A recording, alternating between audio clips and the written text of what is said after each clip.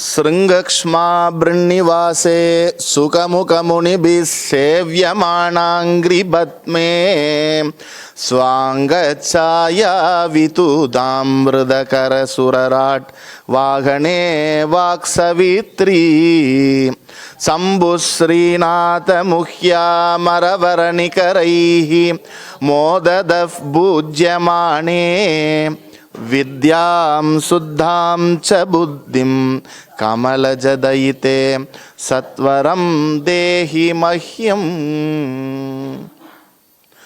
शीतले त्वं जगन्माता शीतले त्वं जगत्पिता शीतले त्वं जगद्धात्री शीतलायै नमो नमः.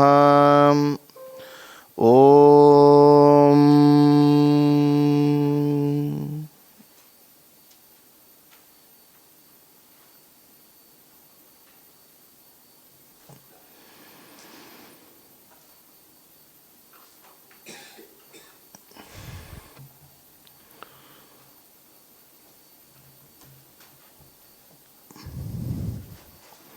இந்த அற்புதமான வைபவத்தில் உங்கள் எல்லோரையும் அழைத்து மகிழ்வதில் மட்டற்ற மகிழ்ச்சி கொண்டிருக்கின்றோம். இந்த ஆசனம், இந்த பீட்டம் சுவாமி ஓம்காரானந்தா போன்ற பல மகனீயர்கள், பல ஞானிகள் முதல் என்னுடைய குருநாதர் வரையிலும் அமர்ந்து அலங்கரித்த இந்த பீடத்தில் அடியேனும் அமர்ந்து இந்த வகுப்பை எடுப்பதில் மிகவும் மிகவும் மிகவும் மிகவும் ஆனந்தமும் ஆனந்த களிப்பும் அடைகிறேன். அதற்கு எல்லாமல்ல என்னுடைய குருநாதனுடைய திருப்பாத கமலங்களை சிக்கன பிடித்து நமஸ்கரிக்கிறேன்.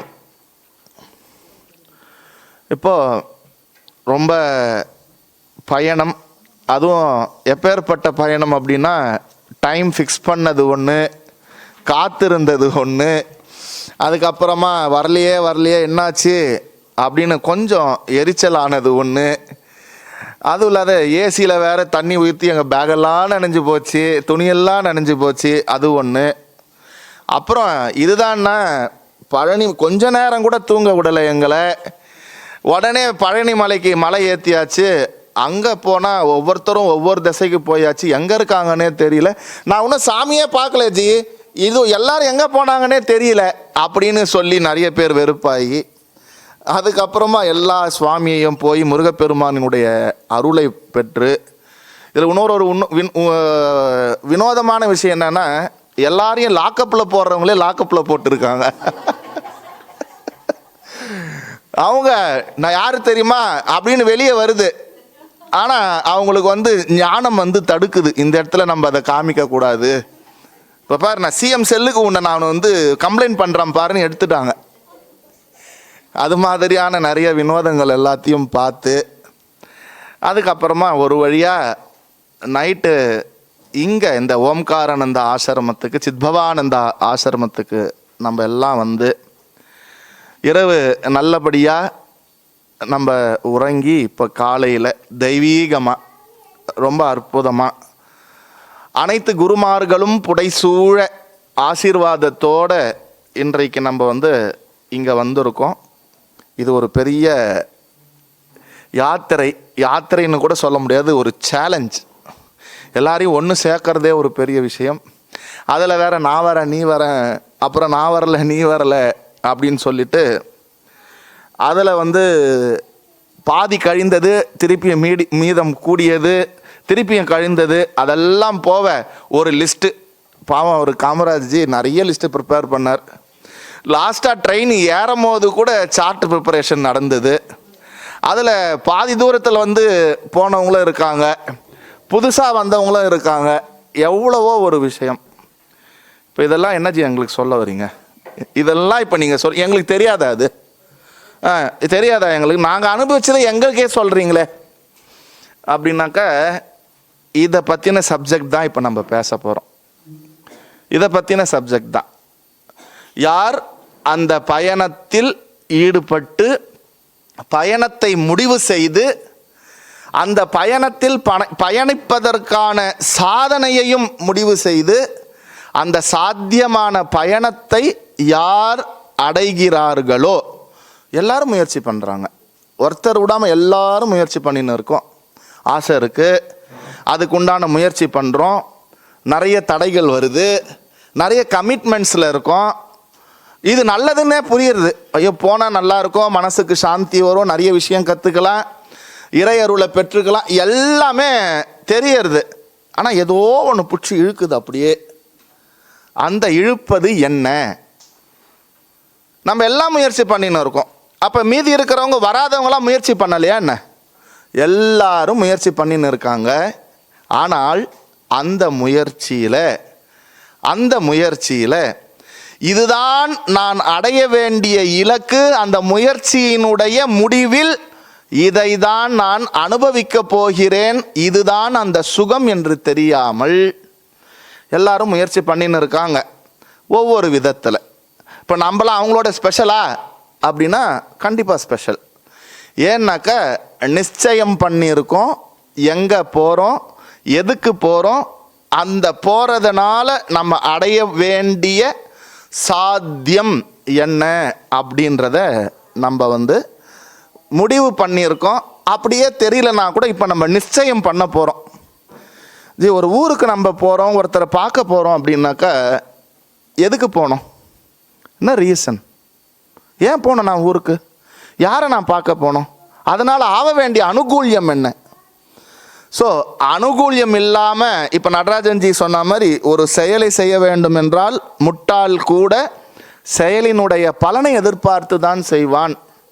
அப்போ ஏதோ ஒரு அனுகூல்யம் இருக்கணும்ல. ஸோ அனுகூல்யம் அது என்ன, அதை எப்படி அதை அனுபவிக்க போகிறோம், அதற்கு வழி என்ன, இது எங்கே கிடைக்க போகிறது, எப்படி கிடைக்கும், அது நான் மட்டும் முயற்சி பண்ணால் போதுமா, எதை வச்சு முயற்சி பண்ணுறது, இது எல்லாம் இப்போ இதில் நம்ம பார்க்க போகிறோம். ஸோ இப்போ நம்ம பார்க்க போகிற நூலினுடைய பெயர் ஜீவ யாத்ரா. ஜீவ யாத்திரானா என்ன அப்படின்னாக்க, ஜீவன் அப்படின்னா உயிர்கள், யாத்திரை அப்படின்னாக்க பயணம். ஜீவ யாத்திரா என்பது உயிர்களின் பயணம். உயிர்களின் பயணம்னா எப்படி ஜி?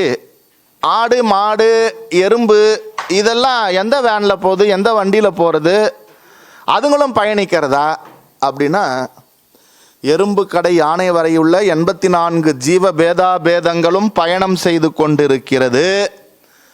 ஆனால் அந்த பயணம் எதற்கு செய்கிறோம் என்று தெரியாமல் பயணித்து கொண்டு இருக்கிறது. சரி, அப்போ அப்படின்னா இது டைரெக்டாக என்ன சொல்லலாம்? ஜீவ யாத்திரானா என்ன நம்ம சொல்கிறது? ஒரு மனிதனின் பயணம். யாரோட பயணம்? ஒரு மனிதனின் பயணம். யாரோ ஒரு மனிதனின் பயணம் இல்லை, என்னோட பயணம். யார் யாரெல்லாம் மனுஷன்னு ஒரு முடிவுக்கு வந்திருக்கிறீங்களோ அவர்களினுடைய பயணம். சரி, ஓகே. அப்போ இந்த பயணம் அல்லது ஜீவ யாத்திரா அப்படின்னா என்ன?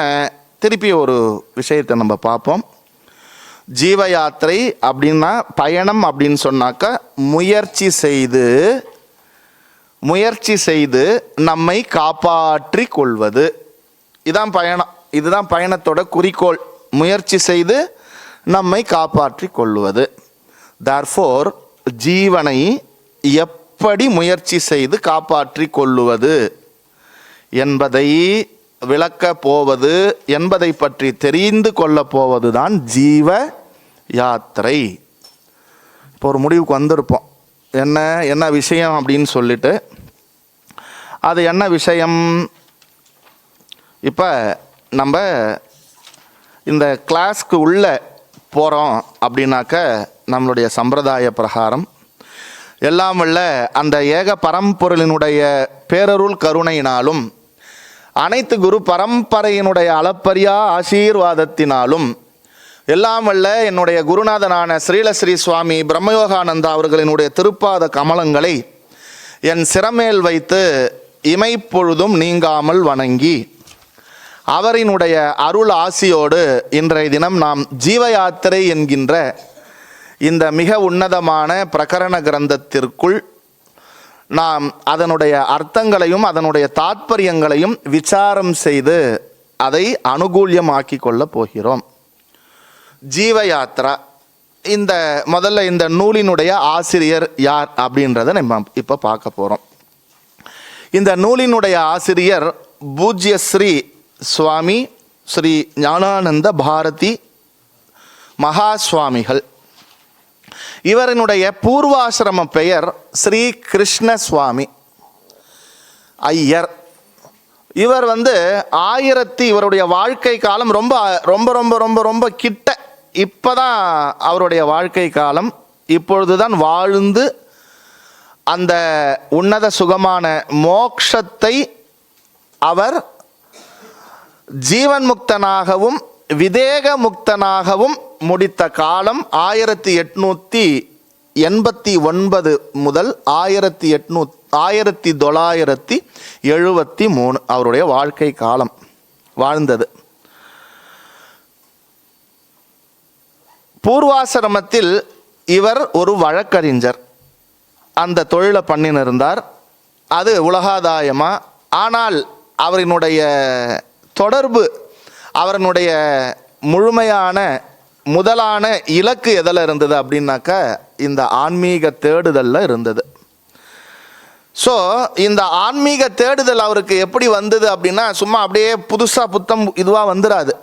அது அவர்களினுடைய குடும்பத்தில் அதுக்குன்னு ஏதோ ஒரு தொடர்பு இருந்து ஏற்கனவே அதில் இருந்தால் வரும். ஒரு குடும்பத்தில் ஒரு ஞானியானவன், ஒரு மனிதன் ஞானி ஆகிறான் என்றால் அவனுடைய முன்னேழு தலைமுறையும் பின்னேழு தலைமுறையும் என்ன ஆகும் அப்படின்னாக்கா கண்டிப்பாக ஞானம் அடையும், மோட்சம் அடையும். இது வேத வாக்கு. அதுபோல இவரனுடைய தொடர்பு ஸ்ருங்கேரி சாரதா பீடத்தில் ரொம்ப தொடர்பும் ரொம்ப அந்யோன்யமும் ரொம்ப பக்தி சிரத்தையும் அவர் வச்சிருந்தார். இவர் அங்கேயே அவருடைய வாழ்நாளில் அவருடைய கிரகஸ்தாசிரமத்திற்கு பிறகு அங்கு மிகுந்த பக்தியும் சிரத்தையும் உடையபடியினால் அங்கேயே அவருக்கு சந்நியாச தீட்சையும் கொடுக்கப்பட்டது. இதில் நம்ம எப்படி கண்டுபிடிக்க முடியும் அப்படின்னா, பின்னாடி அவர் இப்படி ஞானானந்த பாரதி பட்டம் எல்லாம் அந்த பரம்பரை இதுதான். ஸ்ருங்கேரி சாரதா பீடத்தினுடைய பரம்பரை இது. அது மாத்திரமல்ல, இவரனுடைய தந்தையும் ஒரு சந்நியாசி.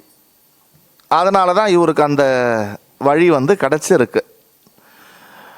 இவர் இல்லறத்தில் இருந்து சந்நியாசம் பெற்றவர். எப்படி இதுக்கு நம்மகிட்டே 2 சந்நியாசி உதாரண குருமார்களாக இருக்காங்க. ஒருத்தர் ஆத்மானந்த சரஸ்வதி, அவர் குடும்பத்தில் இருந்து அதுக்கப்புறமா சந்நியாசம் வாங்கினவர். அதுக்கப்புறம் எல்லாமல்ல என்னுடைய குருநாதர் ஸ்ரீலஸ்ரீ சுவாமி பூஜ்ய சுவாமி ஸ்ரீ பிரம்மயோகானந்த சரஸ்வதி. இங்கே தான் அவருக்கு சந்நியாச தீட்சை சுவாமி ஓம்காரானந்தாவால் கொடுக்கப்பட்டது. ஸோ பிரம்மச்சரியத்திலிருந்து டைரக்டாக அப்படியே சந்நியாசம் வாங்கின வாழ்க்கையே சிரவணத்திற்கோசமும். எதுக்கு சந்நியாசம்? சந்நியஸ்ய சிரவணம் குறியாத். சந்நியாசம் அதுக்காக தான் வாங்கணும். எனக்கு பிரச்சனை இருக்குது, வீட்டில் குடும்ப தொல்லை, அப்புறமா சமுதாய தொல்லை, இப்படிலாம் சந்நியாசம் வாங்கிட்டு போனோம்னா அது சந்நியாசமாக இருக்காது. அங்கேயும் அதே தொல்லை அதே பிரச்சனை இருக்கும். அப்போ எதுக்கு சந்நியாசம்? சந்நியஸ்ய சிரவணம் குறியாத். நீ வேதத்தை நன்கு கேட்டு மனனம் செய்து நிதித்தியாசனம் செய்வதற்காக அந்த சந்நியாசம். சரி, இவர் அதோடு மாத்திரம் இல்லை, இவர் ஒரு சிறந்த சந்நியாசி மாத்திரம் அல்ல, இவர் நல்ல பிரம்மனிஷ்டன். பிரம்மனிஷ்டன் அப்படின்னா அது மாத்திரம் போராது. இவர் ஸ்ருங்கேரி பீடத்தினுடைய மிகவும் அந்த ஸ்ருங்கேரி பீடத்தால் உபதேசிக்கப்பட்ட அனைத்து வித்யையையும் மிக உன்னதமாக கற்று தேர்ந்தவர். அதுதான் முக்கியம். குரு எப்பேற்பட்டவராக இருக்க வேண்டும் என்று சொன்னால் ஸ்ரோத்ரியா பிரம்மனிஷ்டா. அவர் ஒரு குருவிடம் வேதத்தை கற்று பாடம் கேட்டவராக இருக்க வேண்டும், அதுவும் பரம்பரையாக இருக்க வேண்டும். அது மாத்திரமில்லை, அவர் பிரம்மனிஷ்டனாகவும் இருக்க வேண்டும். பிரம்மத்தை அடைந்தவனாக, அடைதல் என்றால் சென்று அடைவதல் அல்ல, அறிந்தவனாக இருக்க வேண்டும், உணர்ந்தவனாக இருக்க வேண்டும். அப்பேற்பட்ட குருவிடம்தான் நாம் கற்க வேண்டும். இதுதான் ப்ரொசீஜர். இதில் அதெல்லாம் சொல்ல போறார். அதுவும் இல்லாத இவர் நாட் ஓன்லி இந்த வேதத்தை கற்று நல்லா அதில் தேர்ச்சி பெற்றவர் மாத்திரம் இல்லை, இவருக்கு தமிழ், ஆங்கிலம், சம்ஸ்கிருதம் போன்ற மொழிகளிலும் நல்ல புலமை, நல்ல தேர்ச்சியும் அவர்கிட்ட இருந்தது. இவர் துறவுக்கு பின் சந்நியாசம் வாங்கினதுக்கு அப்புறமா மன்னாடி மங்கலம் என்னும் க்ஷேத்திரத்தில், அதாவது சோழவந்தான் அருகில் ஆசிரமம் அமைத்து அங்கேயே சில காலம் அவரை நாடி வருபவர்களுக்கும் அவரும் வேதநெறி வாழ்க்கையுடன் கூடிய துறவு மேற்கொண்டு வரும் அனைவருக்கும் ஒரு உபகாரமாக இருந்து அங்கேயே மகா சமாதி என்கின்ற விதேக முக்தியையும் அங்கு அடைந்தார். இவர் இந்த மனித வாழ்க்கையினுடைய பயணத்தில் அவன் வாழ்வியல் முறை, வேத நெறி, தர்ம பிரகாரமாக எப்படி வாழ வேண்டும், அவன் கற்க வேண்டியது என்ன, அதன் லட்சியத்தை நன்கு அறிந்து அவர் மிகவும் சுருக்கமாக, மக்கள் அனைவரும் முயற்சி செய்து கொண்டிருக்கின்றார்கள், ஏன் முயற்சி செய்கின்றார்கள், எதற்கு முயற்சி செய்கின்றார்கள், பலர் இதில் முழுக்க தோல்வியே அடைந்திருக்கின்றார்கள், யாரோ ஒரு சிலர் அவர்கள்தான் இந்த பயணத்தில் வெற்றியை அடைந்திருக்கின்றார்கள். மனுஷ்யானாம் சஹஸ்ரேஷு அப்படின்னு பகவத்கீதையில் பகவான் சொல்கிற மாதிரி யாரோ ஒரு சிலர் தான் இந்த முயற்சியை செய்து அடைகிறார்கள். இதில் அவர் அது மாதிரி இருக்கிறார் அப்படின்னு சொல்கிறோம். ஆனால் முதல் ஸ்லோகத்தில் யாருமே அடையலைன்னு தான் ஆரம்பிக்கிறார். அப்படின்ற இந்த விஷயத்தை மேற்கொண்டு அவருடைய மனதில் சில கருத்துக்கள் எழுந்தது. அந்த கருத்துக்களின் அடிப்படையிலும் அவர் சில புத்தகங்கள், ஆங்கிலத்தில் புலமை பெற்றிருந்தபடியினால் சில ஆங்கில புத்தகத்தில் வேதத்தை சாராமல், வேதத்தை அனுசரிக்காமல் சில கருத்துக்களை அவர் படித்தார். வேதமே அதற்கு அடிப்படையே இல்லாதவர்களெல்லாம் இதை எழுதியிருக்கிறார்கள். இதன் அடிப்படையோடு இதை எழுதி மற்றவர்களுக்கு உதவும் வண்ணமாக ஜீவ யாத்ரா என்ற இந்த பிரகரண கிரந்தத்தை படைத்துள்ளார். இது வரைக்கும் நூல் ஆசிரியரை பற்றி நம்ம இப்போ பார்த்தோம். அடுத்தது இந்த நூலினுடைய பெயர் காரணம், அதை பற்றிய விளக்கத்தை பார்க்க போகிறோம். இந்த நூலுக்கு ஜீவ யாத்திரை என்கின்ற பெயர். யாத்திரை அப்படின்னு சொன்னாக்கா பயணம், யாத்திரை அப்படின்னாக்கா அதனுடைய ரூட் வேர்டு என்ன அப்படின்னாக்கா யத்னேன திராயத்தே இதி யாத்ரா, யத்னேன திராயத்தே இதி யாத்ரா. யாத்திரை அப்படின்னா பயணம். அதனுடைய ரூட் வேர்டை நம்ம முதல்ல தமிழில் புரிஞ்சுட்டாதான் அதுக்கப்புறம் நம்ம ஃபர்தராக போகிறதுக்கு ஈஸியாக இருக்கும்.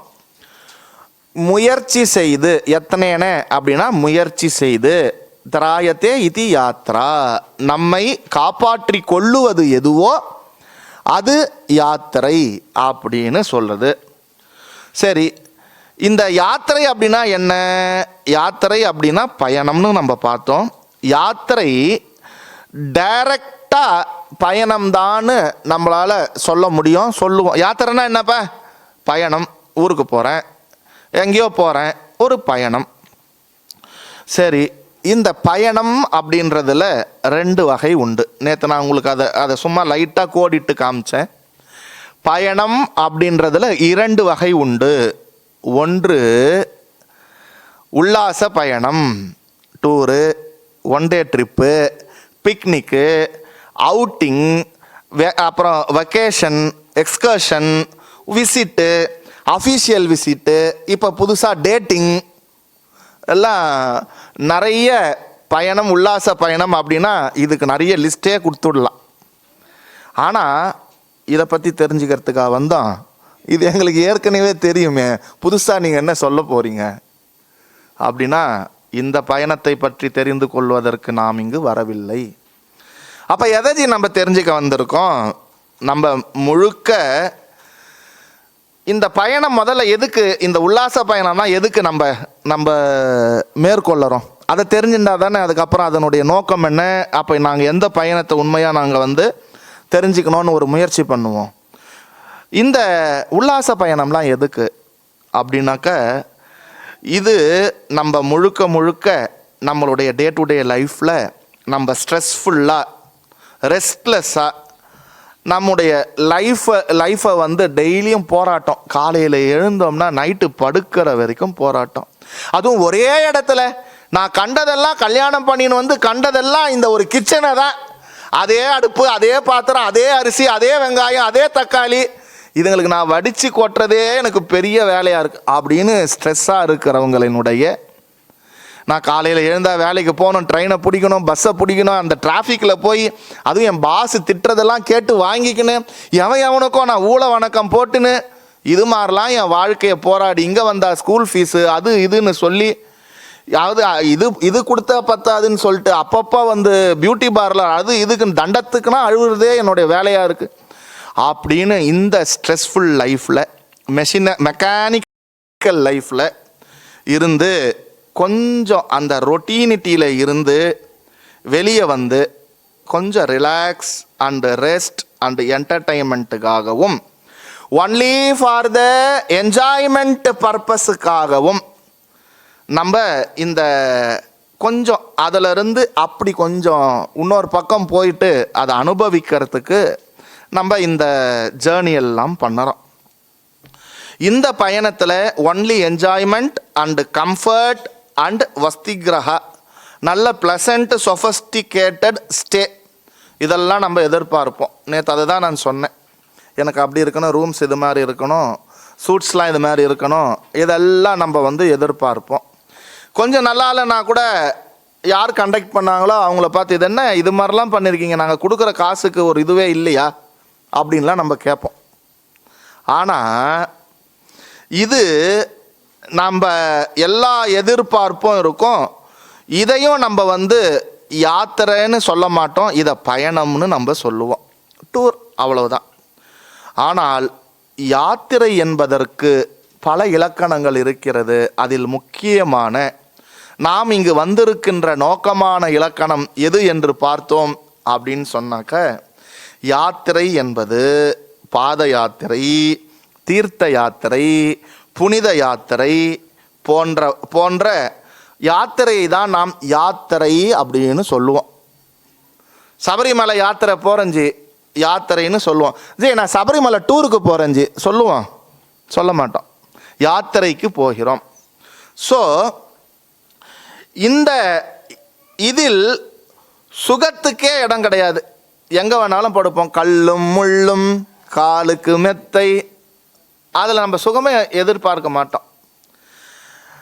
அதுவும் இல்லாத இதில் நம்ம துக்கத்தையே நாம் சுகமாக மேற்கொண்டு சுகத்தை தியாகம் செய்வோம். எதில்?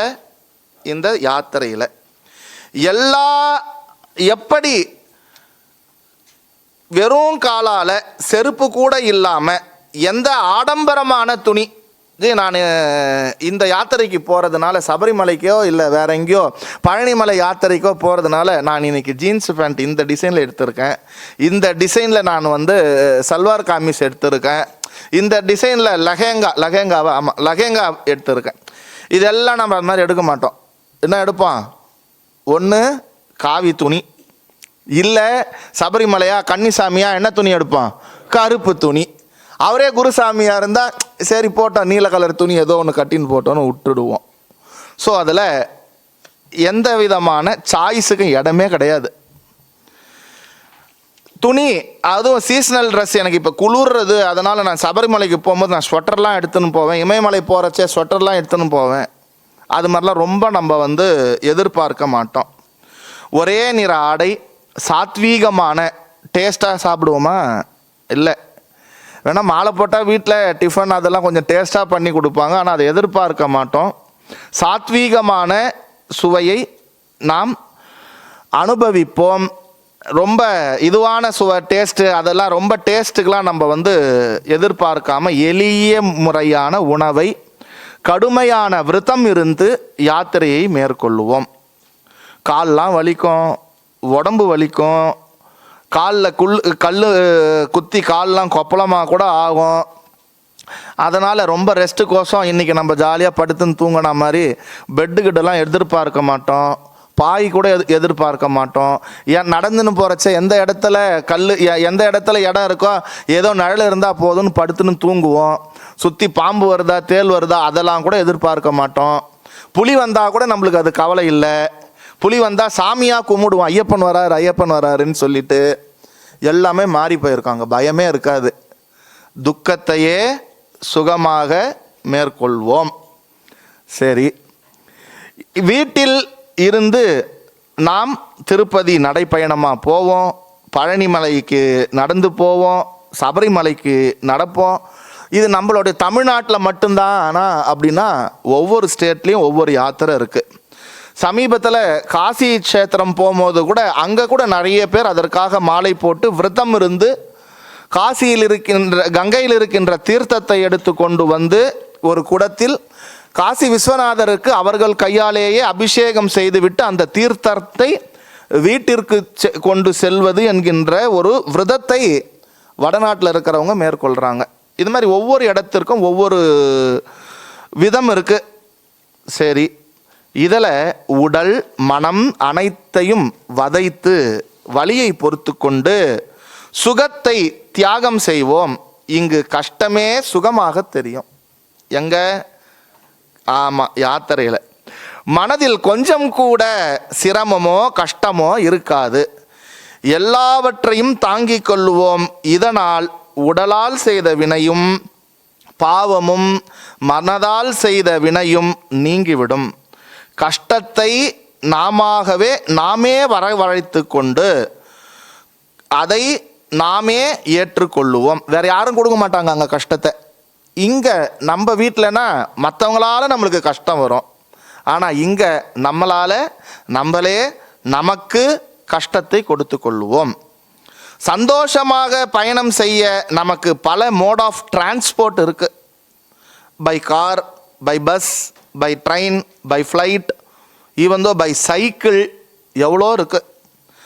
ஆனால் இந்த உயிர் இருக்குல்ல, இந்த உயிர், இந்த ஜீவன் எதை டிரான்ஸ்போர்ட்டாக வச்சு அது பிரயாணம் பண்ணின்னு இருக்கு? ஜீவ யாத்திரைன்னு பார்த்துட்டோம். இந்த ஜீவன் இருக்க இது எதை வாகனமாக வைத்து பயணம் பண்ணி கொண்டு இருக்கிறது?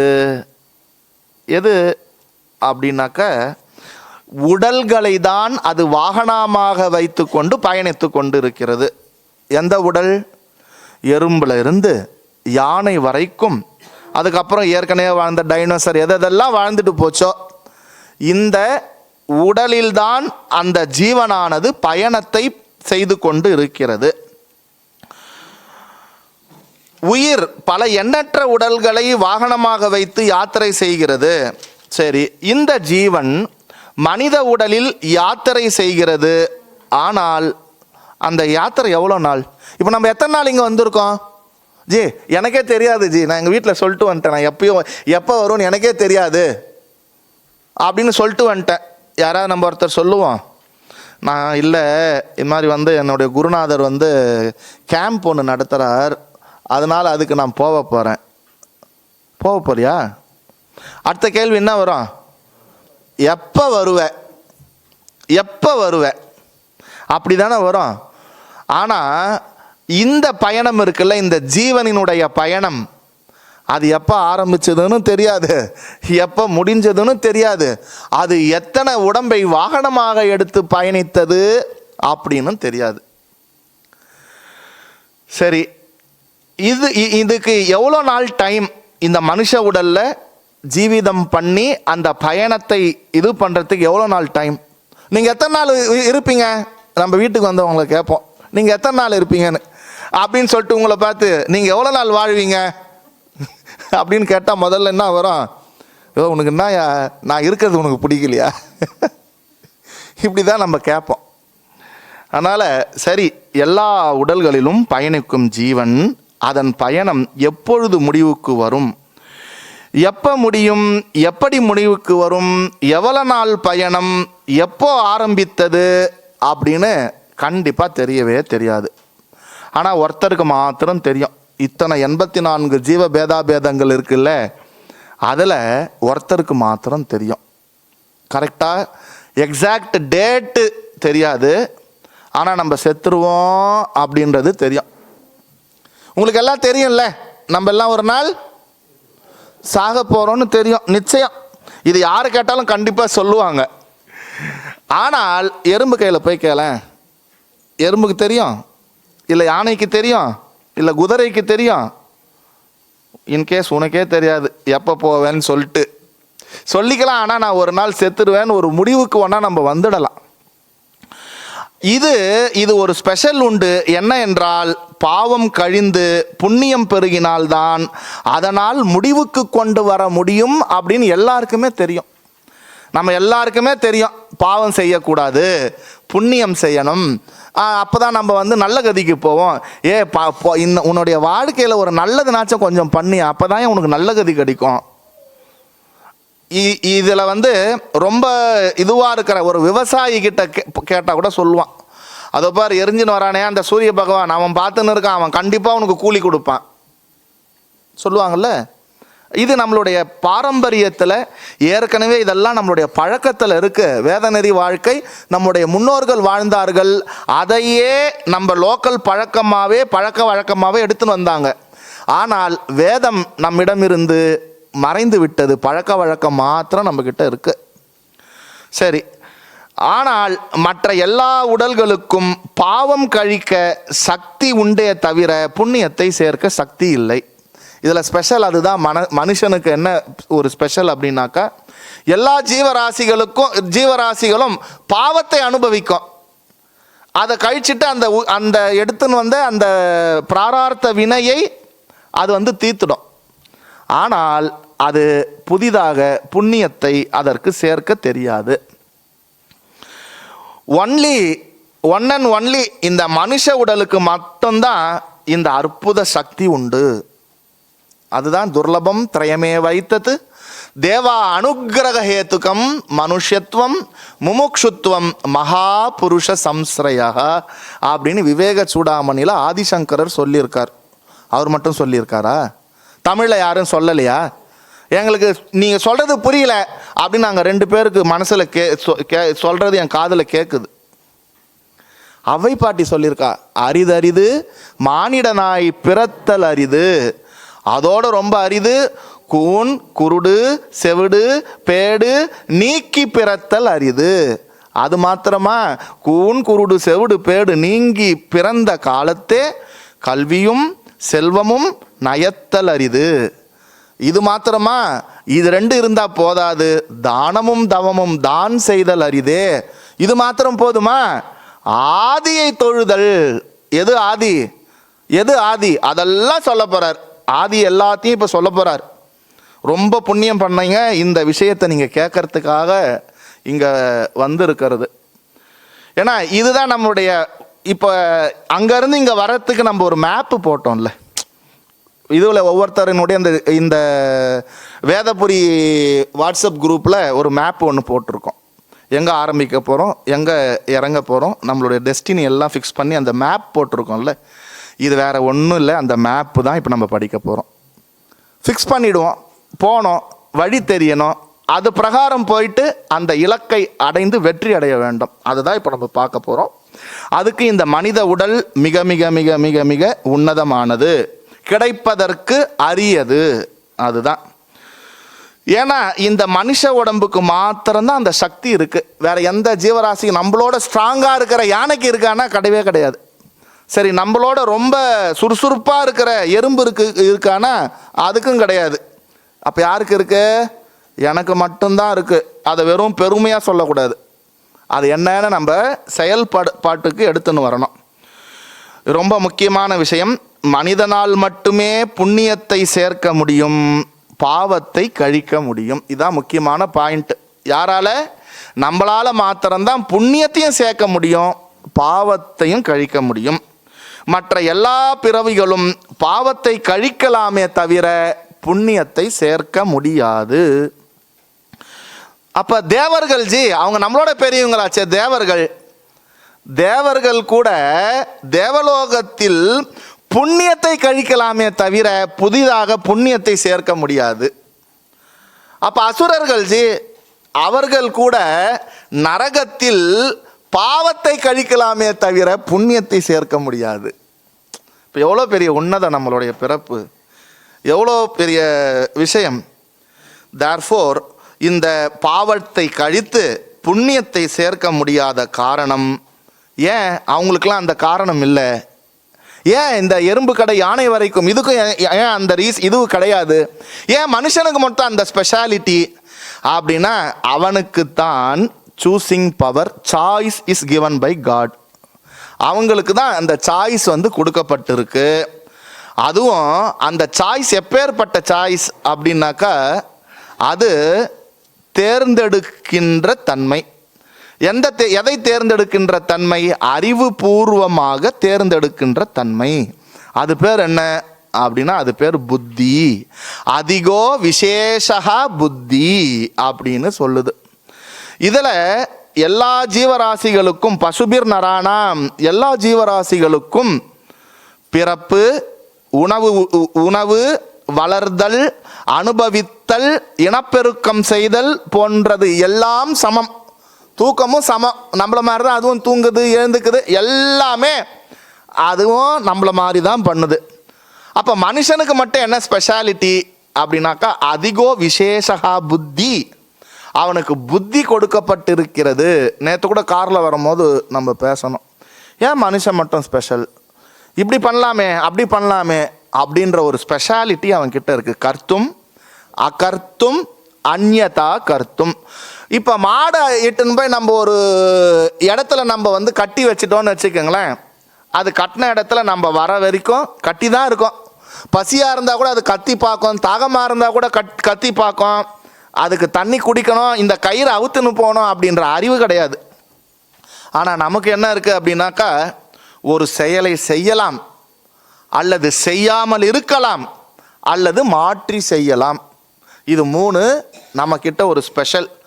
அதுவும் எதை வச்சு செய்யணும் அதுதான் ஸ்பெஷல். கொடுத்தாச்சு, சாய்ஸ் கொடுத்தாச்சு. நான் ஊருக்கு போகிறேன், இந்த சாதம் இப்போ செஞ்சு வச்சுருக்கேன், இதை இன்னைக்கு சாப்பிடலாம், இதை நாளைக்கு வச்சு சாப்பிட்லாம், கெடாது, இதை நாளன்னைக்கு சாப்பிட்லான்னு நம்ம மொத்தமாக நம்ம வீட்டில் கொடுத்துட்டு வந்துடுவோம். ஆனால் அதை தேர்ந்தெடுக்கிற இது யார்கிட்ட இருக்குது? அனுபவிப்பவர்கள்கிட்ட இருக்குது. ஆனால் அவர் என்ன பண்ணுறாரு அப்படின்னாக்கா, 3ஆம் நாள் சாப்பிட வேண்டிய விஷயம் நல்லா டேஸ்ட்டாக இருக்குன்றதுனால இப்போ முதல் நாளே சாப்பிட்டுடுவார். அப்போ என்ன ஆகும்? முதல் நாள் செஞ்சது 3ஆம் நாள் சாப்பிடும் போது கெட்டு போயிருக்கும். அப்படிதான் நம்மளும் கொடுக்கப்பட்டு இருக்கிற இந்த சாய்ஸை தப்பாக மாற்றி மாற்றி சூஸ் பண்ணி திருப்பியும் இந்த மனுஷ பிறவியை நாம் வீணடித்து கழித்து மீண்டும் மனித பிறவி எப்போ கிடைக்குமோ அப்படின்னு தெரியாமல் நம்ம வாழ்நாளை வேஸ்ட் பண்ணின்னு இருக்கோம். ஸோ இந்த உல்லாச பயணம் அதில் கட்டுப்பாடு கிடையாது, ஒன்லி என்ஜாய்மெண்ட். அதுக்காக வரம்பு சில இடங்களில் மீறவும் படுகிறது. இந்த உல்லாச பயணத்தில் உனக்கு பாவம் மட்டும்தான் கிடைக்கும். நான் உல்லாச பயணம் போகிறேன், எனக்கு புண்ணியம் கிடைக்கும், நிச்சயமாக கிடைக்காது. இருக்கிற புண்ணியத்தை செலவு பண்ணிட்டு வரப்போகிறேன். ஆனால் ஆன்மீக யாத்திரையில் கட்டுப்பாடு, விரதம், தியாகம், கஷ்டம், அந்த கஷ்டத்தை தானே ஏற்றுக்கொள்ளுகின்ற மனப்பக்குவம், இது போன்றவற்றால் பாவம் தீர்ந்து அங்கே என்ன கிடைக்கும்? புண்ணியம் ஏற்படும். சரி, பயணங்கள் முடிவதில்லை. நான் சின்ன வயசில் எங்கள் அப்பா டூர் அழைச்சின்னு போவார். அந்த பஸ்ஸில் போயிட்டு இறங்குற இடத்துல பார்க்கும்போது அந்த படிக்கட்டுக்கு நேராக வழியில் பயணங்கள் முடிவதில்லை அப்படின்னு ஒரு வாசகம் இருக்கும். எனக்கு அப்போ அது என்னன்னு தெரியல, பயணங்கள் முடிவதில்லை அப்படின்னா. சரி, இவர் நம்ம இந்த டூர் பஸ்ஸில் இவர் நம்மளை இறக்கிட்டு இன்னொரு டூருக்காக இன்னொருத்தவங்கள்ட்டுன்னு போக போகிறாரு போல இருக்குது, அதனால் அவர் பயணங்கள் முடிவதில்லைன்னு எழுதியிருக்கார் அப்படின்னு நான் நினச்சது உண்டு. பயணங்கள் முடிவதில்லை படமே இருக்குதுன்னு நினைக்கிறேன், படம் இருக்குது. பஸ்ஸில் கூட இது எழுதியிருக்காங்க. நம்மளுடைய டே டு டே லைஃப்பில் நம்முடைய லைஃப் இஸ் பயணம். எப்படி இப்போ பஸ் டிப்போ இருக்குல்ல, பஸ் டிப்போவில் நைட்டான பஸ்ஸெல்லாம் எத்தனை என்ன விட்டுருவாங்க, காலையிலேருந்து ரொம்ப டைட்டாக ஓவராக இதுவாக ஓடி இந்த பஸ்ஸெல்லாம் என்ன ஆகும், நைட்டு பஸ் டிப்போவில் எடுத்துன்னு போய் விட்டுடுவாங்க.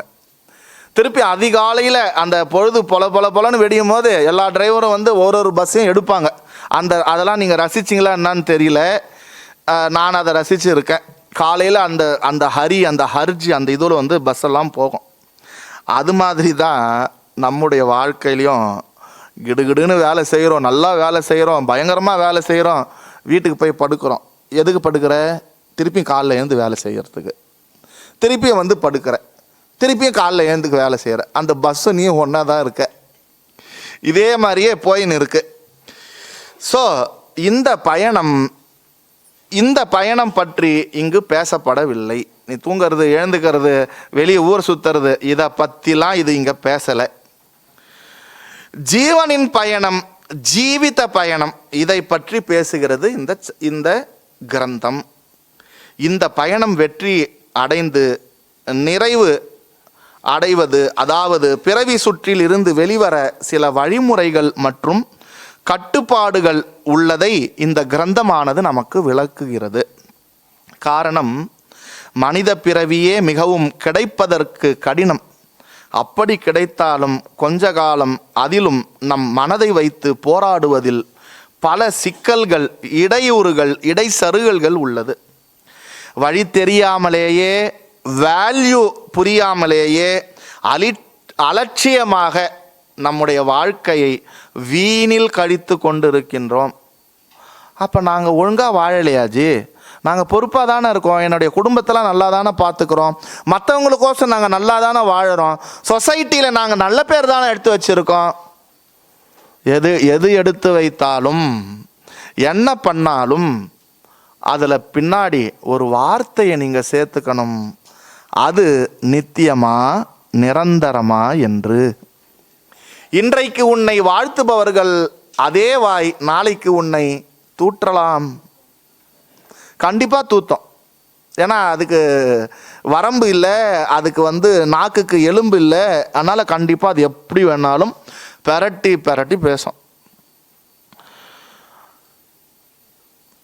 தேவையற்றதிற்காக பிறவியை கழித்து விட்டு மீண்டும் கீழான உடலை இந்த ஜீவன் எடுத்து எப்பொழுது மனித பிறவி கிடைக்குமோ என்று தெரியாமல் இது மீண்டும் பஜகோவிந்தத்தில் வரா மாதிரி புனரபி ஜனனம் புனரபி மரணம் புனரபி ஜனனி ஜட்டரே சயனம் இக சம்சாரே பகுதுஸ்தாரே கிருபயா பாரே பாஹி முராரே பஜ கோவிந்தம் பஜ கோவிந்தம் கோவிந்தம் பஜ மூடமதே. நான் உங்களை திட்டுறேன், ரொம்ப ஆசையாக என் கூட சேர்ந்து பாடுறீங்க. முட்டாளுகளேன்னு திட்டுறேன், அப்போ கூட ரொம்ப ஆசையாக என் கூட சேர்ந்து பாடுறீங்க. நான் திட்டல, சங்கரர் சொல்கிறார், முட்டாள்களே திருப்பியும் பிறந்து இறக்குறீங்க. அது மாத்திரம் இல்லை, இன்னொரு தாயினுடைய கருவறையில் அவளினுடைய கர்ப்பப்பையில் இருக்கின்ற அந்த பிளசண்டா, அதுதான் அந்த குழந்தைய அப்படி ஊஞ்சலில் தாளாட்டுற மாதிரி தாளாட்டின்னு வலி இல்லாமல் பார்த்துன்னு இருக்கு. அதில் போய் படுக்கிறதுக்கு தயாராகின்னு இப்போ பாவத்தை பண்ணின்னு இருக்க. அதனால் நீ கோவிந்தனை பஜி, கோவிந்தனை நாடு, கோவிந்தனை நினை, கோவிந்தனையே தியானம் பண்ணு, கோவிந்தனாகவே மாறிவிடு அப்படின்னு சொல்றார்.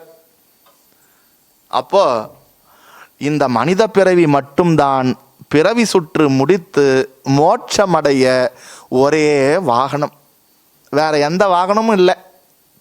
இந்த வாகனத்தில் ஏறனாதான் இது எடுத்துன்னு போயிட்டு அந்த மோட்சம் அப்படின்றதுல எத்தனை போய் சேர்க்கும். இந்த ஜீவனுக்கு மோட்சம் அடைய மனித சரீரம் மட்டுமே இந்த ஜீவனுக்கு சரியான வாகனம். யாத்திரை போக வேண்டும் என்றால் 3 விஷயம் நாம் முடிவு செய்ய வேண்டும். 3 விஷயத்தை நம்ம முடிவு பண்ணணும். எந்த யாத்திரையாக இருந்தாலும், எந்த ஊர் பயணமாக இருந்தாலும் 3 விஷயத்தை நம்ம முடிவு பண்ணணும். எழுதிக்குங்க. 3 விஷயம் என்ன அப்படின்னாக்க, முதல் நம்ம இலக்கு, டெஸ்டினி, எங்கே போகிறோன்னு ஃபஸ்ட்டு ஃபிக்ஸ் பண்ணணும். நான் இந்த ஊருக்கு போகிறேஞ்சி, அதனால் நான் இந்த பஸ்ஸில் ஏறி உக்காந்துருக்கேன் சொன்னால் ஏற்றுக்கலாம். இல்லை, கரெக்ட் இல்லை. நான் இந்த ஊருக்கு போகிறேன், இங்கேருந்து நான் சென்னைக்கு போகிறேன், ஆதலால் நான் இந்த தேனி பஸ் ஸ்டாப்பில் இருந்து நான் சென்னைக்கு போகிற பஸ்ஸில் ஏறிட்டேன். எங்கே போகிறேன்? சென்னைக்கு போகிறேன். இது தெளிவாக தானே இருக்கு. நான் பாட்டுன்னு ஏதோ ஒரு பஸ் ஒன்று வந்தது, உக்காந்தேன், அந்த பஸ்ஸில் போயினே இருக்கேன். கொஞ்சம் தூரம் கழித்து கண்டக்டர் வருவார். சார், நீங்கள் எங்கே போகிறீங்க? அதாங்க எனக்கு தெரியல, எங்கே போகிறேனே எனக்கு தெரியல, நான் ஏறி உக்காந்துட்டேங்க. அந்த ஆள் உடனே நினச்சிப்பான், இது பைத்தியம் போல இருக்கு, முதல்ல இறக்கி விடணும்னு பஸ் ஸ்டாப்பில் கூட இறக்கி விட மாட்டான், நட்டநடு வழியில் இறக்கி விட்டு போயிடுவான். இப்போ நம்மளுடைய வாழ்க்கையும் அப்படி தான். எங்கே போகிறோம், எதுக்கு போகிறோம், எதில் போகிறோம் அப்படின்னு தெரியாமையே நம்மளுடைய வாழ்க்கையை தள்ளி கொண்டு வந்துன்னு இருக்கோம். ஏன் எப்போ சாவ போகிறோன்னே நமக்கு தெரியாது. சரி, நீ எப்போ பிறந்ததுக்கு முன்னாடினாச்சும் உனக்கு தெரியுமா? பிறந்ததுக்கு முன்னாடினாச்சும் நீ எங்கே இருந்தேன்னு தெரியுமா உனக்கு? கேட்டால் அப்படியே ரொம்ப பெருமையாக பீத்தினா, யார் தெரியுமா, நான் யார் தெரியுமா? உனக்கே தெரியாது, என் கீழே கேட்னுக்கிறேன், நான் யார் தெரியுமா, யார் தெரியுமான்ட்டு. தெரியுமா உனக்கு? கண்டிப்பாக தெரியாது. அவ்வளோ. ஏன் உனக்கு அப்பா அம்மா ரொம்ப பிடிக்கும்ல? பிடிக்குமா பிடிக்காதா? போன ஜென்மத்தில் உங்கள் அப்பா அம்மா பேரை சொல்ல. யார் உங்கள் அப்பா? எருமையாக இருக்கலாம், இல்லை பசுமாடாக இருக்கலாம், இல்லை எறும்பா கூட இருக்கலாம். யார் உங்கள் அப்பா? அப்போ நீ என்ன பிறப்பு பிறந்த? எல்லா பிறப்பும் பிறந்திழைத்தேன் என் பெருமான். அப்போ இந்த பிறப்பு எப்போ தீரும்? மெய்யே உன் பொன்னடிகள் கண்டு இங்கு வீடுற்றேன். வீடு உருவது அப்படின்னா என்னது? வீடு விடுறதுன்னா என்னது? வீடு வாங்கிறதா? உயிரை விடுறது இல்லை, நான் அதுவாக ஆவது. அதுதான் இந்த பயணம். அதை தான் நம்ம தெரிஞ்சுக்கணும். அதை தான் இங்கே நம்ம தெரிஞ்சுக்க வந்திருக்கோம். ஸோ இப்போ இந்த 3 குறிக்கோள்களை மாத்திரம் நம்ம இப்போ பார்க்க போகிறோம். அதில் ஃபஸ்ட்டு இலக்கு, டெஸ்டினி, எங்கே செல்ல வேண்டும். 2வது, எதில் நான் செல்றது, எதில் நான் போனோம், எந்த பஸ்ஸில் போனோம், எப்படி போனோம், அந்த ஊருக்கு பஸ் இருக்கா, எப்படி செல்ல வேண்டும், மோட் ஆஃப் டிரான்ஸ்போர்ட், அதை நம்ம முடிவு பண்ணுறது. 3வது, ஊருக்கு போறியே, அந்த ஊரில் என்ன கிடைக்கும், எப்படி, எங்கே இருப்ப, எந்த இடத்துல நீ ஸ்டே பண்ண போகிற, இதுக்கு உண்டான ஏற்பாடு, என்ன ஏற்பாடு அப்படின்றது 3வது விஷயம். தேர்ஃபோர் ஃபஸ்ட்டு குறிக்கோள், அதாவது இலக்கு, டெஸ்டினி ஃபிக்ஸிங், அது பேர். இனி நம்ம இதை இனி அந்த வேர்டை நம்ம எப்படி யூஸ் பண்ண போகிறோம் அப்படின்னாக்கா, அதற்கு பேர் சாத்திய நிச்சயம். எழுதிக்கணும். ஏன்னா இதை தான் நம்ம திருப்பி சாத்தியம் சாத்தியம் சாத்தியம் சாத்தியம்னு பேச போகிறோம். இலக்கு, கோல் ஃபிக்ஸிங் இஸ் கால்டு சாதன நிச்சயம், சாத்திய நிச்சயம். இல்லை கரெக்டாக கேட்குறீங்களா, இல்லை பசியில் இது பண்ணுறீங்களா செக் பண்ண, வேறு ஒன்றும் இல்லை. செகண்டு, எப்படி அடைய வேண்டும், எதில் போனோம், அது பேர் சாதனை நிச்சயம். நான் இந்த பஸ்ஸில் தான் ஏறணும் அப்படின்னு நீ ஃபிக்ஸ் பண்ணணும்ல, அது பேர் சாதன நிச்சயம். 3வது, பயண ஏற்பாடுகள், முடிவு செய்ய வேண்டும். இது 3 தான் ரொம்ப முக்கியம். சரி, இந்த ஜீவன் மனித உடலை வைத்து வாழ்க்கை பயணம் எப்படி? இங்கு வாகனம் எது? அந்த வாழ்க்கை பயணத்துக்கு வாகனம் எது? வாகனம் உடல். இந்த உடம்புக்கு எது ஃபியூல்? அன்னாரினது இறுதி சடங்கு இந்த ஊர் மயானத்தில் இந்த நேரத்தில் நடைபெற இருக்கிறது என்பதை ஆழ்ந்த வருத்தத்துடன் தெரிவித்துக் கொள்கிறோம். கண்ணீர் அஞ்சலி போஸ்டர். அப்ப எது அதுக்கு ஃபியூல்? நம்முடைய உயிர். கர்ம. என்ன கர்மம்? பிராரார்த்த கர்ம, நடவினை. therefore உடல் என்னும் வாகனத்திற்கு ஆயுள் என்னும் எரிபொருள் மிக மிக அவசியம். இந்த மனித சரீரம், அதிலும் இந்த மனித சரீரம் புண்ணியம் நிறைய செய்து உயிர் விட்டால் சொர்க்கலோகம் தேவலோகம் கிடைக்கும். புண்ணியம் தீர்ந்தால் மீண்டும் பிறப்பு உண்டு. மீண்டும் மனித பிறவிதான், இந்த மனித உடல் தான் கிடைக்கும், நிச்சயமில்லை. ஆனால் மனித பிறவி தர்ம பிரகாரம் வாழ்ந்து புண்ணியம் செய்து அதன் விளைவால் ஆன்மீக பாதையில் பயணித்தவன் அந்த ஆன்மீக விஷயத்தில் நிறைவு பெறாமல், நாங்களாம் சிவனடியாராக இருக்கோம், எல்லா கோயிலுக்கும் போகிறோம், நாங்கள் யாருக்கும் கெடுதல் நினைக்கிறது இல்லை, எல்லாரும் இன்புற்று இருக்க நினைப்பதுமே அல்லாமல் வேறொன்றும் அறியோம் பராபரமே அப்படின்னு சொல்லிட்டு லோகா சமஸ்தா சுகினோ பவந்து அப்படின்னு நாங்கள் டெய்லியும் வேண்ட ஆரம்பிச்சிட்டோம். அதனால் இந்த சாதனை மூலிமா கிளாஸுக்கும் வரோம் ஜி. திடீர்னு நாங்கள் மண்டையை போட்டால் எங்கள் நிலை என்ன ஆகிறது? முடிக்காமே நாங்கள் மண்டையை போட்டால் எங்களுடைய நிலை என்ன ஆகிறது? பயப்படவே பயப்படாதீங்க. நிச்சயம் மனித பிறவி தான். நான் சொல்லலை, கிருஷ்ண பரமாத்மா பகவத்கீதையில் சொல்கிறார், அவன் யோக பிரஷ்டனாக பிறப்பான். எந்த இடத்துல விட்டானோ அந்த இடத்துலேருந்து தொடர ஆரம்பிச்சிருவான். இதுக்கு எக்ஸாம்பிள்லாம் எப்படி ஜி? எக்ஸாம்பிள் எப்படி? வாழ்ந்து காட்டிட்டு போன ஞானிகள்லாம் இருக்காங்க. ரமணர், பட்டினத்தார், காதருந்த ஊசியும் வாராது கான் கடை வழிக்கே, முடிஞ்சு போச்சு. அவ்வளோ பெரிய கோடிக்கணக்கான சொத்தெல்லாம் அப்படி விட்டுட்டு வந்தார் ரமணர். திருவண்ணாமலைன்னு காதில் கேட்ட உடனே என்ன ஆச்சு? அங்கேருந்து கடுக்கனை விற்றுட்டு கிளம்பி நேராக வந்துட்டார். ஏன்னா அவர்கள் விட்ட இடத்தை பிடித்தார்கள். வீட்டில் கூட எப்போ பார்த்தாலும் கோயில் கோயில் கோயிலுன்னு சுற்றினே இருக்கிறேன்னு கேட்பாங்க. விட்ட இடத்தை பிடித்தவர்கள். எப்போ பார்த்தாலும் வெறும் பக்தி இதையே பேசினே இருக்கே, உனக்கு போர் அடிக்கலை? விட்ட இடத்தை பிடித்தவர்கள். அது இல்லைன்னா அந்த இது வரவே வராது. அதற்கான குடும்பம், அதற்கான சூழ்நிலை, அதற்கான இடம், அதற்கான குரு. எனக்கு இஷ்ட தெய்வம் பல தெய்வம். எனக்கு முருகர் ரொம்ப இஷ்ட தெய்வம். போன ஜென்மத்தில் அவர் உனக்கு வழி காமிச்சிருப்பார், அவரை நீ வேண்டி இருப்ப.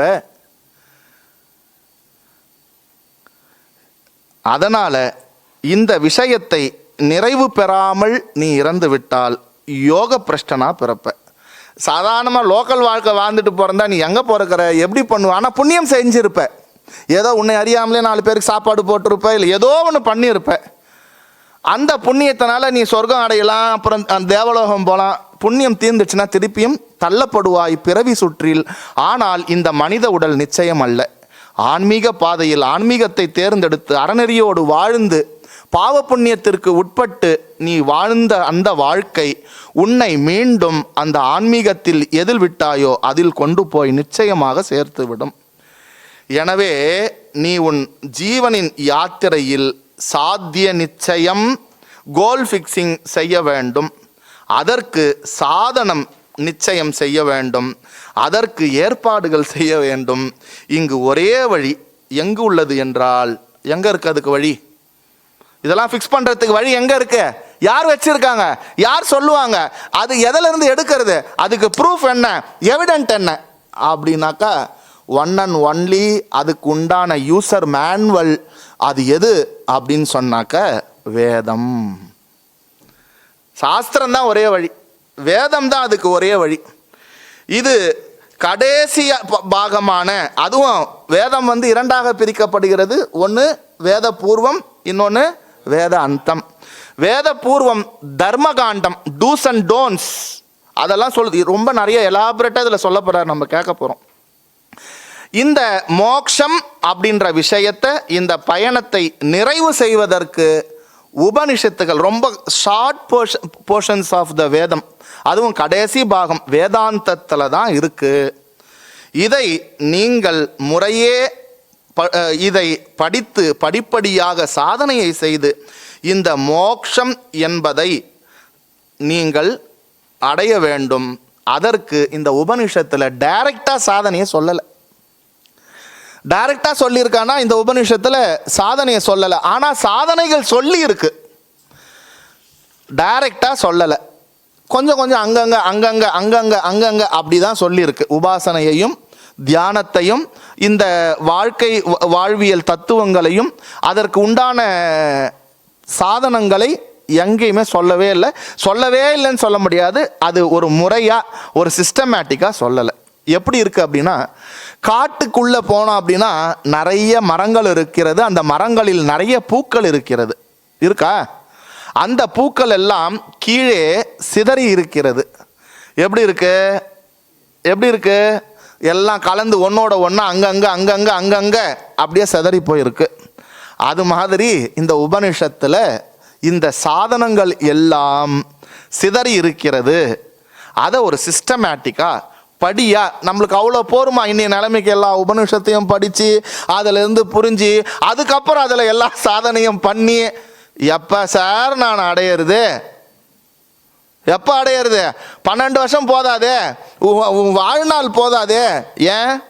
படர்ந்த வேதாந்தம் என்னும் பார்க்கடல் மொண்டு முன்னூல் குடங்களில் நிரப்பி வைத்தார் குறவரெல்லாம் காய்ச்சி கடைந்தெடுத்தளித்தேன் இந்த கைவல்ய நவநீதத்தை அடைந்தவர் விஷய மண் தின்று அலைவரோ பசியிலாரே. இந்த பசி இல்லாமல் இருக்கிறேன்னு சொல்கிறாருல்ல, அது பேர் தான் மோட்சம். பூரண மன நிறைவு, பூரண திருப்தி, சுகம். அதை பற்றிலாம் இன்னும் நல்லா சூப்பராக டீட்டெயிலாக சொல்ல போகிறார். என்னஜி சொல்ல போகிறாருன்னு எங்களுக்குன்னா ஆசை காமிக்கிறீங்களா நீங்கள்? அப்படின்னாச்சும் நீங்கள் தூங்காமல் ரொம்ப ஸ்ரத்தையாக ரொம்ப கவனமாக கிளாஸ் கேட்பீங்கன்றதுக்கோசம் தான் சொல்கிறேன். சரி,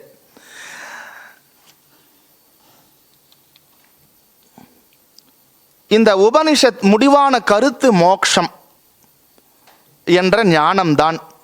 அதை முதலிலேயே கூறிவிடும்.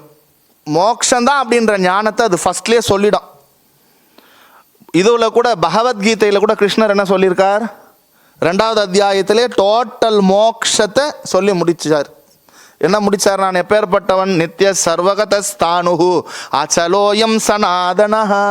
நான் எப்பேற்பட்டவன் எல்லாத்தையும் சொல்லி முடிச்சிருக்கார். நான் எப்பேற்பட்டவன்? ந ஜாயதே மிரியதே வா கதாச்சித் நாயம் பூத்வா பகிதா வானயாய பூயஹ அஜோ நித்ய சாஸ்வதோயம் புராணஹ நான் அன்யதே அன்யமானே சரீரே. எல்லாம் சொல்லியிருக்கார். இந்த உடம்பை பற்றி கூட சொல்லிட்டார் 2வது இதில். வாசாம் சிஜீர்ணானி யதா விகாய நவானி கிருண்ணானி நரோபராணி யதா சரீராணி விஹாய ஜீர்ணானி எண்ணானி சையானி நமாமி தேஹி. எல்லாம் சொல்லியிருக்கார். இந்த உடம்பு கிழிஞ்ச சட்டையை போல இந்த உயிர் இந்த கிழிந்த சட்டையை மீண்டும் ஒரு புது சட்டையை கொண்டு அதில் பிரயாணிக்கிறது. எல்லாம் அவரும் சொல்லி முடிச்சிட்டார். ஃபுல் ஞானத்தை சொல்லிட்டார்.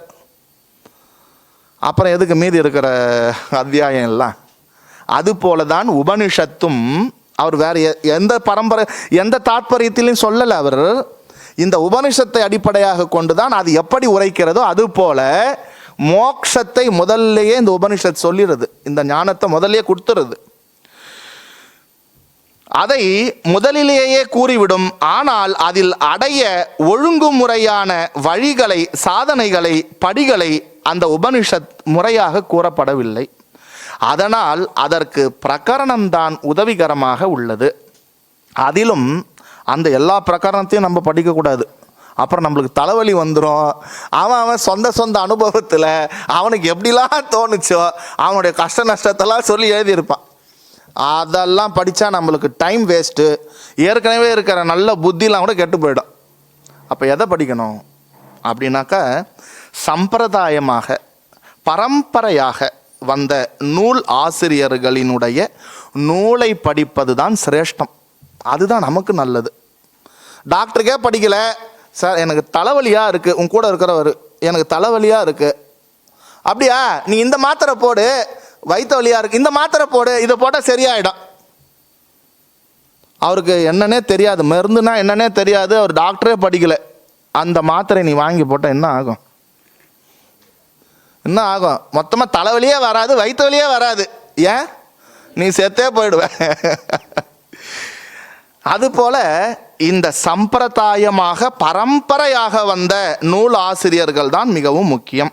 ஏன் அப்படி சொல்கிறார் அப்படின்னாக்கா, இப்போ என்னுடைய குருநாதரை கேட்டால் அவர்கிட்ட என்ன சொல்லுவார் தெரியுமா? இல்லைப்பா, இது என்னுடைய குருநாதர் சொன்னது, அவர் அப்படி தான் சொல்லியிருக்கார், வேதம் அப்படி தான் சொல்லியிருக்கு, நீ அது சொன்ன பிரகாரம் தான் நீ ஏற்றுக்கணும், அதான் கரெக்டு. இல்லைப்பா, என் புத்தியில் இது மாதிரி படுது, நீ இப்படியும் ஏற்றுக்கலாம் அப்படின்றவங்கிட்ட நீ கண்டிப்பாக போகவே கூடாது.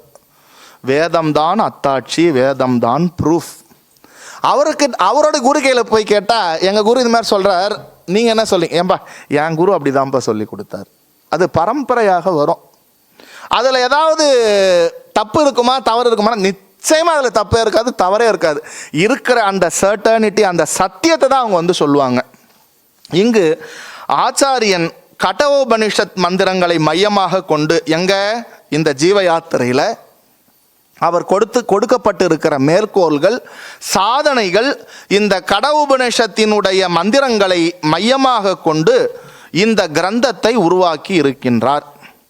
இதனுடைய முக்கிய கருத்து, ஒவ்வொரு மனிதனும் இதுதான் சாத்தியம், இதுதான் சாதனை. சாத்தியம்னா என்ன, சாதனைனா என்ன நம்ம ஏற்கனவே பார்த்துட்டோம். இனி அந்த சாதனம் சாத்தியத்தை உங்களுடைய மனசில் புத்தியில் ஃபிக்ஸ் பண்ணணும். நான் எப்போல்லாம் சொல்கிறேனோ, ஓ இதை தான் சொல்கிறார் அப்படின்றத நீங்கள் மனசில் எடுத்துன்னு வரணும். எல்லோருக்குமே மோட்சம் என்பது தான் குறிக்கோள்.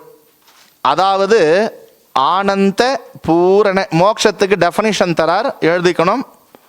மோட்சம்னா அவருக்கு மோட்ச தீபாராதனை கர்மாதி பத்திரிகையில் வரும், அன்னாருக்கு மோட்ச தீபாராதனை காண்பிக்கப்படும் சொல்லிட்டு, அந்த மோட்சமா? அதுவா மோட்சம்? இல்லை, சொல்ல போகிறார், கேட்போம். எல்லோருக்கும் மோட்சம் என்பது தான் குறிக்கோள். அதாவது ஆனந்த பூரண மனநிறைவு, துக்கம் தொடராத மகிழ்ச்சி, இதுதான் மோட்சம். இதை அடையதான் ஒரே குறிக்கோளாக முயற்சி செய்கிறார்கள். யார் முயற்சி பண்ணுறது? ஞானிகள்ஜி அப்படின்னு சொல்லக்கூடாது, எல்லா ஜீவராசிகளும் எல்லாருமே இதுக்கு தான் பண்ணுறாங்க. ஆனால் அது எப்படி என்று தெரியாமல், இதுதான் இலக்கு என்று, எது லட்சியம் என்று, எதை அடைய எது வழி என்று தெரியாமல், அறியாமையில் எதையோ இலக்காக கொண்டு முயற்சி செய்து இறுதியில் தோற்று விடுகிறார்கள். ரொம்ப முக்கியமான இடம் இது.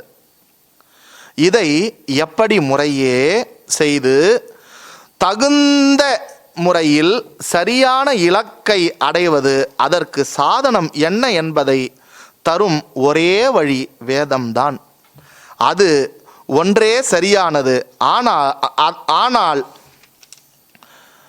அதனால்தான் அது சாத்தியத்தை கூறி சாத்தியமான மோட்சம் என்கின்ற இலக்கு அடைந்து பிறவி சுற்றில் இருந்து அந்த ஒன்றால் தான் நமக்கு காப்பாற்றுவதற்கு வழியை செய்ய முடியும். இதையே உபாயமாக கொண்டு ஆச்சாரியன் பூஜ்ய ஸ்ரீ ஞானானந்த பாரதி சுவாமிகள் கடோபனிஷத் மந்திரங்களை கொண்டு 1வது அத்தியாயம், கடோபனிஷத்தில் 1வது அத்தியாயம், இப்போ அதெல்லாம் படிக்க போகிறாங்க. கிளாஸ் முடிஞ்சதுக்கு அப்புறமா உங்களுக்கு அதுக்கு உண்டான மனம் இருந்தால், பக்குவ நிலை இருந்தால் அவங்க படிக்க நீங்கள் கேட்கணும், கூடவே நோட்ஸும் எடுத்துக்கோங்க. இந்த இதில் சொல்லி நமக்கு டைம் இல்லாத காரணத்தினால அவுட் ஆஃப் த கிளாஸ் இதை பற்றி சொல்லுவாங்க. கடோபனிஷத் மந்திரங்களை கொண்டு, அதாவது கடோபனிஷத் முதல் அத்தியாயம் 3வது வள்ளி 3வது மந்திரம் முதல் 9வது மந்திரம் வரை எக்ஸாம்பிளாக கொடுக்கிறார். தேரை வைத்து ஒரு உதாரணம் தந்து புரிய வைக்கிறார். மற்றும் பல சாஸ்திர கருத்துக்களை கொண்டு இதை 9 ஸ்லோகங்களாக வடிவமைத்து நமக்கு இந்த சாஸ்திர கருத்துக்களுடன் கூடிய சுருக்கமான 9 ஸ்லோகங்களை கொண்ட கிரந்தமாக நமக்கு இதில் தந்திருக்கார். ஸோ இது வரைக்கும் நம்ம பார்த்துருக்கோம். இனி ஸ்லோகத்தினுடைய கருத்து. ஸ்லோகத்தோட ஃபஸ்ட்டு ஸ்லோகத்தோட கருத்து என்ன அப்படின்னாக்க, ஃபஸ்ட்டு ஸ்லோகத்தோட கருத்து 5 குதிரைகள் பூட்டிய தேர். அந்த கடோபனிஷத்தில் வருது, அதை சொல்ல போகிறார். 5 குதிரைகள் பூட்டிய தேர், அது எதுக்கு நிகர்? தேர் எதுக்கு நிகர் அப்படின்னாக்கா, நம்மளுடைய உடம்புக்கு நிகராக தேரை உதாரணம் தரார். அதுக்கப்புறம் தேர் இருந்தால் மட்டும் போதுமா? கார் இருந்தால் மட்டும் போதுமா? அந்த கார் எதுக்கு வாங்கிறது? எதுக்கு கார் வாங்கிறது? அதில் உக்காந்து பயணிக்கிறதுக்கு கார் வாங்கிறது. அதுபோல் அந்த தேர் எதுக்கு அப்படின்னாக்க, அந்த தேரினுடைய பயணி ஜீவன், ஜீவாத்மா. எழுதிக்கணும். அதுக்கப்புறம் அந்த வெறும் கார் இருந்து அதில் மட்டும் போய் உக்காந்துட்டா நல்லா இருக்குமா? போகுமா காரு? போவோம். இப்போ ஆனால் வந்துடுது ஆட்டோமேட்டிக்கலாக, அப்படியே வந்து அது ஏஐ மூலியமே ஓடுற கார்லாம் வந்துடுது. நீ தேரில் போய் உக்காந்தனா அதுக்கு அது மாதிரி இன்னும் எதுவும் ஃபிக்ஸ் ஆகலை, சொல்ல முடியாது. எதிர்காலத்தில் பண்ணால் கூட பண்ணுவாங்க. அதற்கு தேர் ஓட்டி அப்படின்னு ஒரு ஆள் தேவை. அந்த தேரை ஓட்டுவது யார் அப்படின்னா மனசு. மனம்தான் அந்த தேரை ஓட்டுகிறது. எல்லா மனிதனின் குறிக்கோள் மோட்சம். எனவே அந்த தேர் எங்கே போய் சேரணும்? சேருகின்ற அடைய வேண்டிய இடம், அது பேர் டெஸ்டினி, அது பேர் நம்ம சாத்தியம்னு சொன்னோம். அந்த தேர் அடைய வேண்டிய இடம் மோக்ஷம், தட் இஸ் சாதனம். இப்போ இங்கே மோக்ஷம்னா என்ன அப்படின்ற விளக்கத்தை நம்ம இன்னும் பின்னாடி எக்ஸ்பான்ஷனாக நம்ம பார்க்க போகிறோம். மோக்ஷம் என்பது பூரண மனநிறைவு, பேரானந்த பெருநிலையான மனம். இதை அடைய சாதனம் தேவை. அதற்கு சாதனம் இறுதியான சாதனம். ஆரம்பத்தில் ஒரு சாதனம் இருக்கும். இப்போ நம்ம வந்து ஃபஸ்ட்டு நம்ம வந்து குக்கரை வந்து நம்ம யூஸ் பண்ணி அதை வந்து நம்ம திருப்பி வந்து அதில் இருக்கிற சாப்பாடை சாப்பிடணும் அப்படின்னாக்கா, மொத்தமாக குக்கரோடு அப்படியே முழுங்கிடுவோமா? என்ன பண்ணுவோம்? முதல்ல வந்து அது கேஸ் ரிலீஸ் ஆகிடுச்சான்னு நம்ம அந்த வெயிட்டை தூக்கி பார்ப்போம். அதுக்கப்புறம் அந்த கேஸ் ரிலீஸ் ஆகணும்னா கொஞ்சம் நேரம் விட்டுட்டு, அதுக்கப்புறம் அந்த கேஸ் ரிலீஸ் ஆனதுக்கப்புறமா வெயிட்டை எடுத்துட்டு அதுக்கப்புறமா உடனே சாப்பிட்ருவோமா? அதுக்கப்புறம் அதை ஓப்பன் பண்ண உடனே அப்படியே எடுத்து சாப்பிட்ருவோமா? அதெல்லாம் மிக்ஸ் ஆகிருக்கான்னு கரண்டி போட்டு கலரி, கையை போட்டால் கலருவோம். அதுக்கும் சாதனம் தேவை. கரண்டி போட்டு கலர்ன உடனே அப்படியே எடுத்து கை விட்டு சாப்பிடுவோமா? எல்லாருக்கும் தட்டில் வச்சு கொடுத்து அதுக்கப்புறமா தண்ணி குடித்து அதுக்கப்புறமா சாப்பிடுவோம். அதுக்கு தட்டு தேவை, டம்ளர் தேவை, முக்கியமாக நீ சாப்பிட்றதுக்கு பல்லு தேவை, அதை சாப்பிட்றதுக்கு உண்டான உடம்பு தேவை. நல்லா ஜுரம் அடிக்குது, வீட்டில் வந்து மஷ்ரூம் பிரியாணி பண்ணி வச்சுருக்காங்க, நல்லா பண்ணியிருக்கேன், கொஞ்சம் சாப்பிடுங்க. அடப்போமா, எனக்கே உடம்பு முடியல, வாயெலாம் கசக்குது, எனக்கு டேஸ்ட்டே தெரியாது. அதுக்கு நல்ல திடகாத்திரமான உடல் தேவை. நல்லா உடம்பு நல்லா இருக்கு, வீட்டில் ஒரு உனக்கு துக்ககரமான ஒரு செய்தி, சாப்பிட்றதுக்கு மூடே இல்லை. ஏங்க நல்லா பண்ணியிருக்கேங்க, நல்லா சூப்பராக இருக்குங்க, சாப்பிடுங்க. போப்பா, ஐ எம் அவுட் ஆஃப் மூடு, மூடு எனக்கு சரியில்லை, நான் அப்புறமா சாப்பிட்றேன். நல்ல மனப்பக்குவம் தேவை, நல்ல உடல் நல தேவை. அதுக்கு இல்லாமல் இது ரெண்டும் கரெக்டாக இருந்தால் கூட அது நல்லா வெந்து இருக்கணும், நல்லா டேஸ்ட்டாக இருக்கணும். பேருக்கு வந்து அது வந்து மஷ்ரூம் பிரியாணி வெறும் வாசனை வந்துட்டு வெறும் உப்பாக இருந்தால் சாப்பிட முடியும்? இல்லை, முடியாது. உப்பே போடலை, உப்பு அதிகமாக இருந்தாலும் சாப்பிட முடியாது, உப்பு கம்மியாக இருந்தாலும் சாப்பிட முடியாது. அப்போ எப்படி இருந்தால் சாப்பிட்லாம்? திட்டமாக, அதற்குண்டான பதமாக, நம்முடைய நாக்கிற்கு ஏற்ற ருச்சியாக இருந்தால் அதை சாப்பிடுவோம். அப்படி தான் இது எல்லாத்துக்கும் ஒரு தகுதி தேவை. அதுக்கு நிறைய சாதனங்கள் தேவை. நம்ம கரண்டி பார்த்தோம், டம்ளர் பார்த்தோம், குக்கர் பார்த்தோம், வெயிட்டு பார்த்தோம், பல்லு பார்த்தோம், டேஸ்ட்டு பார்த்தோம், உடம்பு பார்த்தோம், மனசு பார்த்தோம். இது எல்லாம் அதுக்கு சாதனம். அப்போ ஆரம்பகால சாதனம்னு ஒன்று இருக்குது, இறுதியான சாதனம்னு ஒன்று இருக்குது. அப்போ இதில் இறுதியான சாதனமான ஞானத்தை அவர் வந்து அறிமுகப்படுத்துகிறார். அந்த ஞானத்தை அடைய சில படிகள் உள்ளது. நம்ம பார்த்தோம்ல, ஸ்ட்ரெயிட்டாக சாப்பிட முடியாது. வெறும் அரிசியும் வெறும் மஷ்ரூமையும் வெறும் தக்காளியும் ஸ்ட்ரெயிட்டாக சாப்பிட முடியுமா? அதை பக்குவம் பண்ணணும்.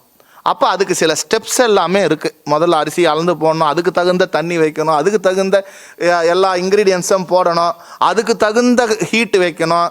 நான் உடனே செய்யணும்னு அப்படியே ஹை ஃப்ளேமில் வச்சிட்டோன்னா என்ன ஆகும்? தீஞ்சு போயிடும்.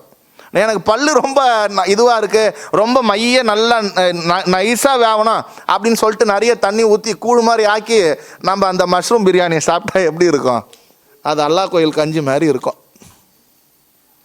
அதனால் இதுக்கு ஒரு சில ஸ்டெப்ஸ் எல்லாம் இருக்குது. அந்த ஸ்டெப்ஸ் எல்லாம் நம்ம இதில் கொஞ்சம் கொஞ்சமாக சொல்லி இறுதியான ஞானத்தை பற்றி சொல்லி அதுக்கு ஒரே வழி சாஸ்திரம்தான் சொல்லி நம்மளை இந்த ஆசிரியர் அழைத்துன்னு போகிறார். இந்த ஸ்லோகத்தினுடைய சாரத்தை பார்த்துவிட்டு ஸ்லோகத்தை படித்துவிட்டு பின்னர் நாம் அந்த ஸ்லோகத்தினுடைய விளக்கத்திற்கு செல்ல போகிறோம். அதனால் இப்போ தான் நீங்கள் பிரியாணி அது இதெல்லாம் சொல்லி எங்களை ரொம்ப உற்சாகப்படுத்திட்டீங்க. இப்போ எங்களுக்கு பசி எடுத்துருது, அதனால் சாப்பிட போகிறோம் அப்படின்னு சொல்லிட்டு இந்த உணவு இடைவேளைக்கு பிறகு இந்த வகுப்பை தொடருவோம் என்று சொல்லி இந்த அளவிலேயே இந்த வகுப்பை திருநிறைவு செய்து அமைகிறோம். ஓம் பூர்ணமத பூர்ணமிதம் பூர்ணாத் பூர்ணமுதட்சதே பூர்ணஸ்ய பூர்ணமாதாய பூர்ணமேவாவசிஷ்யதே. ஓம் சாந்தி சாந்தி சாந்தி. ஹரிஹி ஓம். ஸ்ரீ குருப்யோ நமஹ. ஹரிஹி ஓம். மூர்த்தி எல்லாம் வாழி, எங்கள் மோன குரு வாழி, அருள் வார்த்தை என்றும் வாழி, அன்பர் வாழி பராபரமே. ஜெய் போல் சத்குருநாத் மகாராஜ் கி. உருவாய் அருவாய்.